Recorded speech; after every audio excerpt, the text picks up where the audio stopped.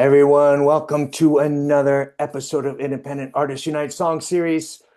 Super excited to have on the show again Tiffadelic talking about her awesome song Liebe. Am I saying that right? Liebe? I don't think I'm. Yeah, I think that's how it's said. I probably a lot of people keep saying Liebe, Oh, okay. but I don't think I spelled it like that. So yeah. Blah blah. Blah blah.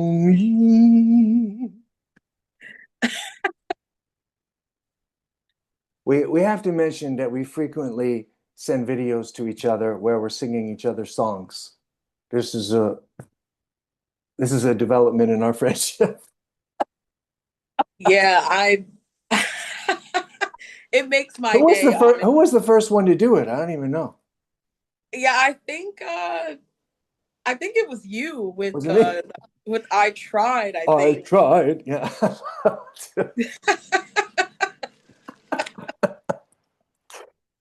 But as soon as I heard this song, I just was completely in love with it.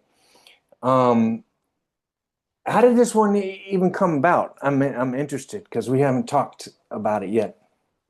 So it was right after um the Ring Around the Rose. So I started like pretty much promoting I tried, and then I that's when I started like writing as well around that time Nazareth, and then I just had like a stream just going, like tons of creative like energy, Hmm. and I don't know, the red lights did it. I had the red lights on in my room, and I was just sitting back, and I was just full of emotions from a situation with a friend, and he was being very cold and distant. Hmm. So I was just like, drop love on me. Like, and I don't know, like I just let the song take over, and I was listening through some samples, and I'm like, oh hell yeah, this works. And the freaking synthesizers, like I was like, okay, I want this arpeggiated like thing going on. Yeah. And I just was like, it's just like this like slow like love song, but it's like seductive and sexy the sound is. Hmm. So Yeah, yeah. Yeah, I mean, I love I'm just like such a sucker for like that fatty synth, you know. yeah. So, there's like it's like a certain songs that have that I will like always love, but I love this. I mean, I love this one too, unless I'm misreading it. But anyway, that's what I hear is that like I guess maybe it's a bit like with goth or dark wave or whatever. A lot of times you're writing about love. It's about your inability to love or what went wrong with love or or maybe it's just me. I don't know. But this one, I just love that it's like drop your love on me, you know? It's just like Exactly. it's just like I'm open. I don't care if it hurts. I don't care if it destroys me. Drop it, motherfucker. You know? Well, that's kind of like that's where I was at, because like I just wear my heart on my sleeve, Mhm. and I really have so much love to give. And when things happen with friends and stuff just gets like just like estranged, and just a little like it can feel cold and empty, especially when you've gone from just giving so much love to each other and Mhm. being there for each other, and then out of nowhere like that, it's just like, okay, this is like weird. This feels very cold and distant, and you just want to be able to love. And that's how I felt. Like I just really want to be able to take the love, no matter if it hurts or not. Like I want the love. Yeah. And did you just do a double latex snap? Yeah, something like that. Um, well, can you read the lyrics for us? Because I'm curious myself to of what words I can't make out. Because I have to say too, I don't know if you do this on purpose, but I feel like the your it's not just the notes that you pick that are like super beautiful, like the cadence of your words, like how you fit them around the music or with the music, I think Mhm. is like something really special that you do. You know what I'm talking about? Yeah, like Yeah, yeah. It's not I it's get not like it's not like you're like if you pick someone off the street and say, "Hey, sing something to this," you can tell like even the cadence of your words and where you're putting them is like a very seems like a very creative process. Well, it's funny you say that because I've been told a lot that my not in a bad way, but I've been told that my lyrics, the structure of my lyrics are not usually traditional, Mm, which is fine with me. I don't want to be traditional. I'm no longer a traditionalist. So it's pretty cool that that you even mentioned that because I've also been told that by professors in school, just like about my music in general. But I think it also takes when you're an artist, it's important to kind of break those norms and just mm, go about things how it feels. That's I just go with the feeling. I don't always want you know to start off with some like verse and then go into like a pre-chorus and then go into the chorus and you know how there's like a hook, like just like the way pop music is. Like I can do it, but I also prefer to just write however it feels. So yeah, yeah. yeah. All right, you Um got the lyrics? yeah, so I got the lyrics.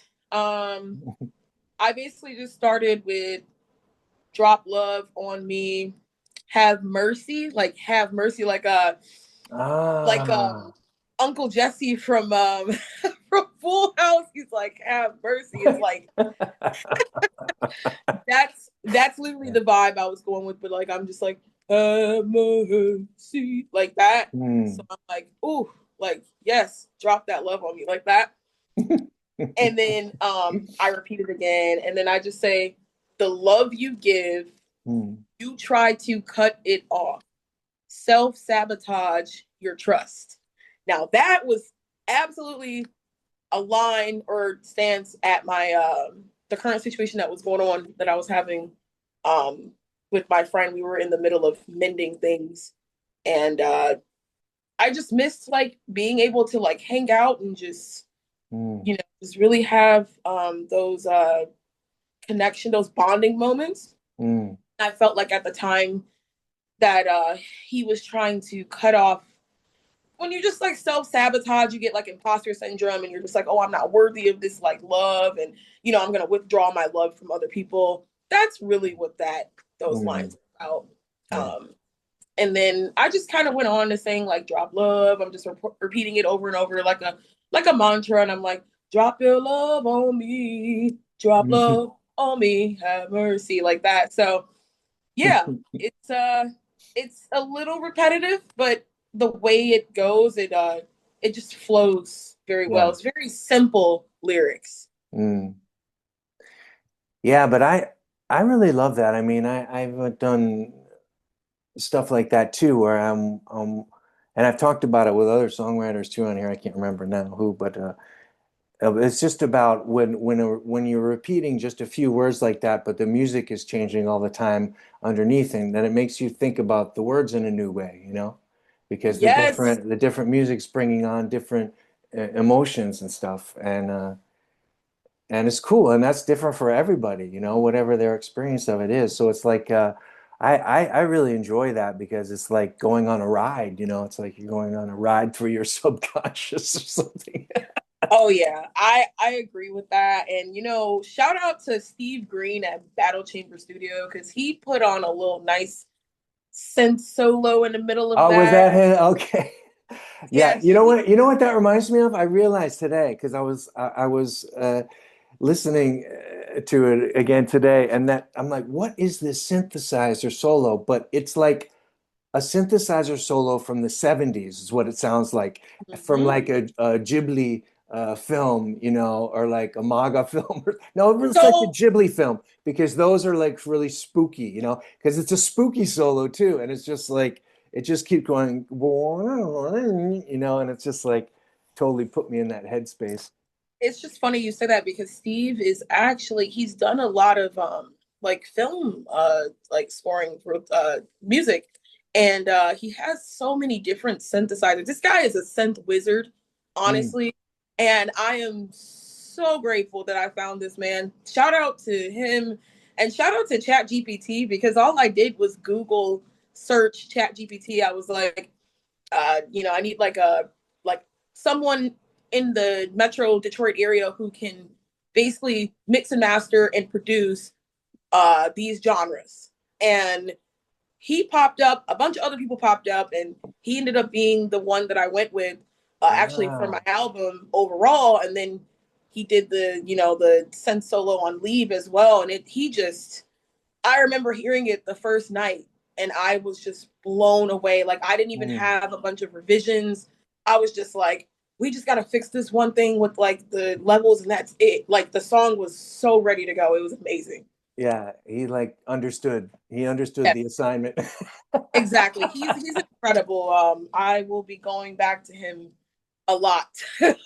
Yeah, because everything just sounds so good, and it's like the drum. I mean, first of all, the track is like really, it stands up in like dynamics with like whatever pop music you want to put on Spotify. You know what I mean?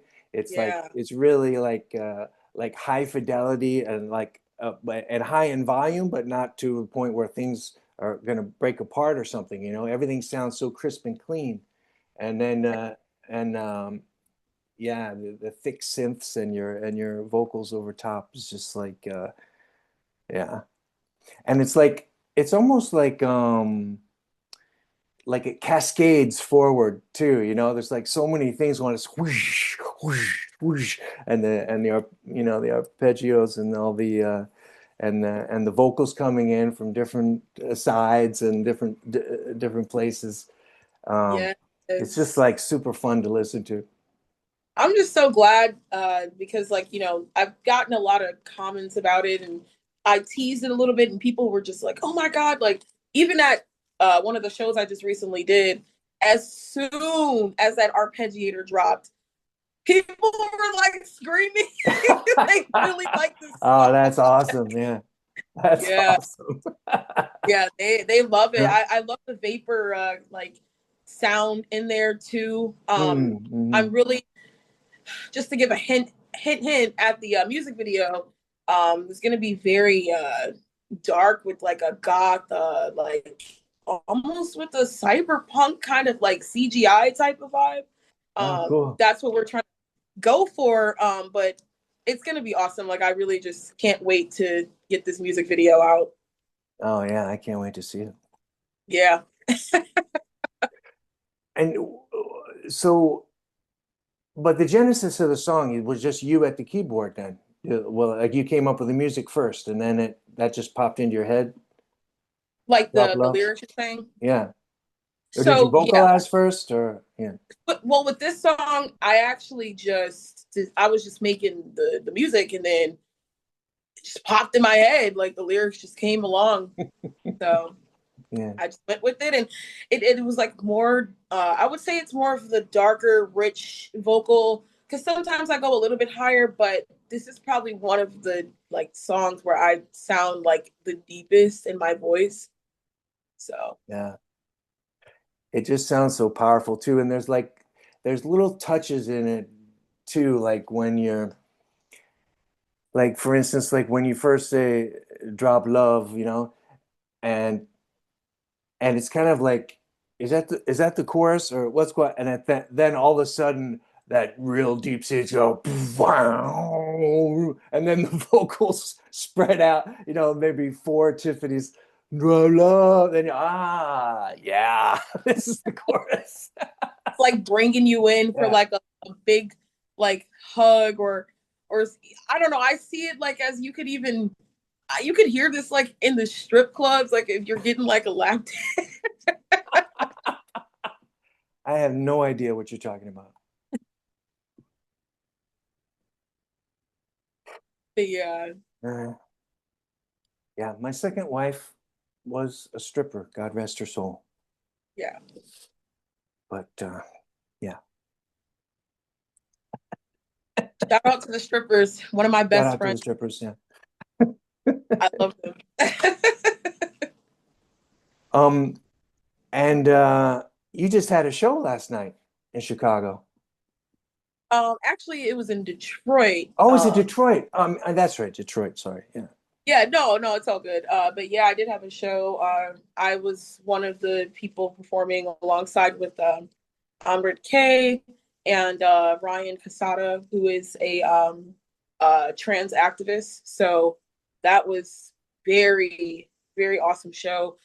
Queer Spaces. It was put on, I believe, by queer folks. But it was awesome. Mm. Really good vibes. I was a little bit nervous at first because it's just it wasn't like a goth show. It was very eclectic, but the people were Mm. very supportive and they really liked it and the sound was incredible, honestly. I really liked the way my vocals sounded last night. So yeah. Yeah.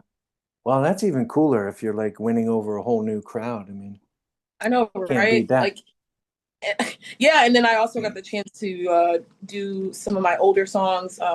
We did well, I did the like my electronic stuff and then I went and my friend Johnny Posada did acoustic guitar in the middle of the set, and we did 4 songs, and 3 of them were my older songs that I used to perform, and then we did a acoustic version of Nazareth, which was amazing. I did not expect Nazareth to sound like that on the acoustic. I'm Mm. actually planning on putting out an acoustic version of that now. So Yeah, that sounded cool. Yeah. heck Um, yeah. what like I want to ask you like maybe it's just purely for selfish reasons, but or my own issues, but how are you feeling like when the album come out 2 weeks ago or 3 weeks? On 18th is something like a week ish, a A little bit week, a over weekish, yeah. a Well, week. for the Yeah. the the the album Retrosynthesis. If you have not listened to it, folks, do it. Um, but how are you feeling like after having given birth to this baby and promoting it a bit, and how are you like holding up? Well, I one, this is like my first album and it's it's just like a explosion of freaking just emotions, honestly. Mm, Because life is still happening in the background and a lot of things did not go the way I thought they were gonna go. And it's not a bad thing. It's just the ability to adjust so fast and to keep going no matter what happens in your life mm, empowered me even further with this album because I did not see things happening like this. And I had to make the best out of it. Finances weren't always together and that stuff kind of comes and goes with those type of issues and just people being so supportive and making this like easier for me. It was really, really good. Like I just want to thank all my friends, honestly, for being so supportive and great. People came through at the last minute. My friend Jessica was like helping me run the merch, which this is one of the shirts. This is the album cover. Um, and we didn't even know how we were gonna have like we didn't think we were gonna have merch. We didn't think anything, and we were opening up for a big band like the Glass Bells, and we were just like rushing around to get everything done. And then the album came, and it was just like, oh my god, it's here. But it feels very intense. I did take like a day back because I'm like, okay, now I can relax and I can take this at my own pace. There's 9 songs, I can promote this whatever way I want. mm. People kind of flock to their favorites. They've been hearing these uh like samples of the songs and people have just been listening and it's there now. Like it like people don't have to be like so anxiously waiting anymore and it just feels so good to be able to know like okay now that these shows are here because I have like a lot of shows lined up. It's just like we're performing the album and just it's like going and going and going, and it honestly has inspired me already to start working on volume 2. So Oh, it's been awesome. great. Yeah. Oh yeah, well, I've heard one of the demos for Volume 2, right? Yeah, you absolutely have. And I cannot wait. Yeah. Yeah, I find it really interesting. Well, I think it's not just musicians. I mean, it's artistic people of all kinds. It's like when it's the job to make the music, and that's one thing. And then when it's time to promote the music, it's like you almost have to, have like multiple personalities or something, And then let's like, No, because I can see there's some, I can see some people, I totally understand. Put out the music and that's it. Maybe you get one post on Instagram, hey, it's out. And I totally get that. And it's like, but it's like I also enjoy seeing other people's promotion, when they do promote and maybe talk a bit about each song or what have you. But I totally get it. That it's like I find it myself that I just hit the wall, with like promoting myself or having to look at my face anymore and things like that. yeah, I feel the same way. When I'm like just seeing my face all the time, I'm like, okay, if I'm feeling like this, then other people might be feeling like this. So I start thinking maybe I need to stop showing my face so much, and then I get into these moods, and I take like 5 days to make another post. It's not easy. And then again, like you said, the like all the personalities and stuff, like it does feel like that. And then it gets emotional sometimes. You're like, oh, like hi, I'm still like a normal person outside of this music persona. So yeah. Yeah. Well, I think it's been a wonderful birthing process to watch you come out with this album and knowing that, yeah, like you said, things didn't go to plan and you just persevered and here you are with it and doing like increasingly kind of higher exposure live gigs as well. I mean, that's all going in the Yes. right direction too. It definitely is. It's such a blessing. Honestly, I didn't see some of this stuff coming, in the middle of my storm. I'm getting put on these shows. Like, I'm gonna be in Atlanta on at for a show with Normal Bias and with Ronnie Stone, and then my first time performing at Leland City Club, the golf club in Detroit, which is legendary, opening Mm, up a Contravoid. So it's like wow. it's just wild. Like I'm just taking everything one day at a time at this point, and it feels great. And I love to share these moments with people who love me and people that I love. Mm, yeah. Um, when you play live, what's your setup now? You're just singing and is there someone playing bass or keyboards or what are So you there doing now? was, but there's been a lineup change. So right now I do have like I basically will have my synthesizer, but it's not being played right now because I'm in the middle of just kind of like trying to feel things out and play with who's available right now until I find someone permanent that has the time to basically go on tour because all of my shows are spread out. They're not Mm, just all in Detroit and next year they're already working on a European tour. So I would need somebody to be more involved, but right now it's really just like the SP, um, my like sample thing and like pretty much my own freaking like vocals.